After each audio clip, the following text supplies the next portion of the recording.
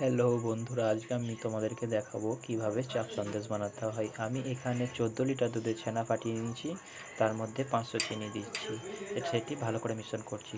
তোমরা যত পরিমাণ দুধের ছানা ফাটাবে তত পরিমাণ চিনি দিতে হবে। তারপর এটার আঁচ জ্বেলে দিয়ে এর মধ্যে কেশরি কালার দিয়ে ভালো করে মিশ্রণ করে নেব আমরা।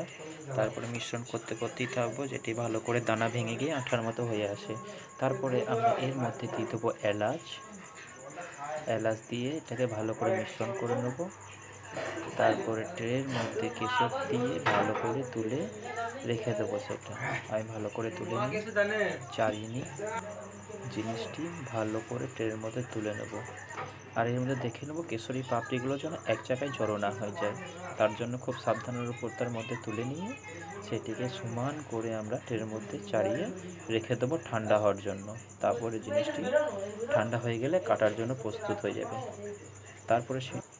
তারপরে এটা যেরকম ইচ্ছে আমরা যেরকম শেপে কাটবো, কেটে নেওয়ার পরে সেটি সমানভাবে কেটে নিয়ে ট্রের মধ্যে ওর উপরের মধ্যে আমরা ছিটিয়ে দেবো পেস্তা ছিটিয়ে ট্রের মধ্যে আচ্ছা করে সমান করে তুলে দেবো। তারপরেই সেটি দোকানে বিক্রির জন্য প্রস্তুত হয়ে যাবে।